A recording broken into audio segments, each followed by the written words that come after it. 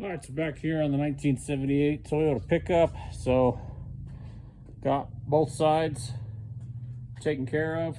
So just a little bit of paint on there, and I think this bed is in at least a good enough state to where I'm not going to worry about it anymore right now. It's got all kinds of little dents and dings and crap on it, but overall it's in really good shape. So gonna leave that set, not gonna worry about that anymore. So now I've got to get the rear suspension squared away. So sprayed goop on all the rusty old hardware, especially these little bitty bolts. Those are probably gonna break, but whatever.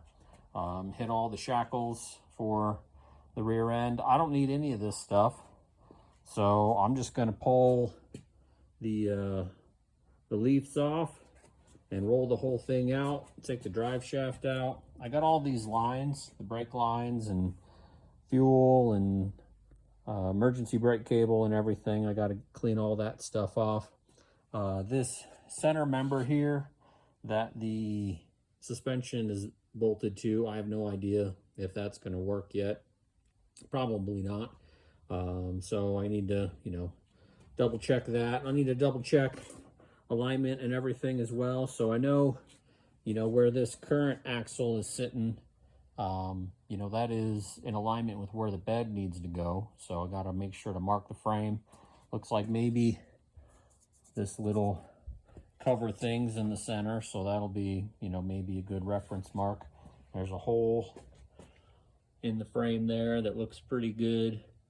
Maybe it's a little bit back. So I'll be working on that in order to get it squared away.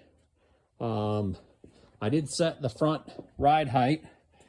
Never mind all this crazy amount of thing. I got a side project for somebody I got to do. And so I did set the front. So the way the height works on this is the front control arm right here.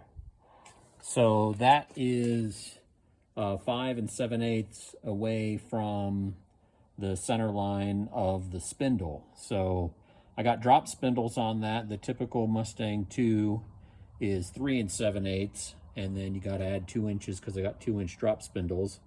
And so I'm measuring 5 7/8 is where the center line is going to be. And then my wheel entire package is about 24 inches tall. So the way that works out is I got to subtract 5 7/8, basically 6 inches from 12.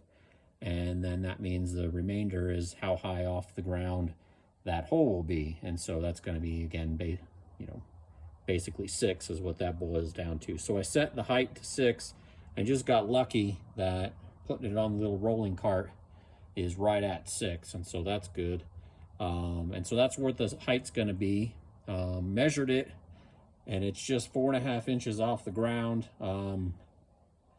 This shit's going to be dumped, which I don't think that's going to be a problem, honestly. I went and measured some other cars I got, and I think that 4.5 inches of clearance there at regular ride height's going to be fine. So to give myself a bit of motivation, I just threw the tire on there, and man, that's going to look dope.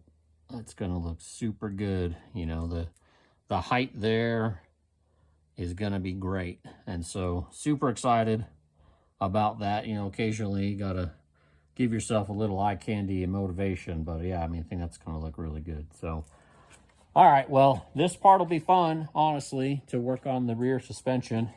Doing all that fiddly sheet metal work while necessary is not quite as fun. I like the mechanical stuff more honestly.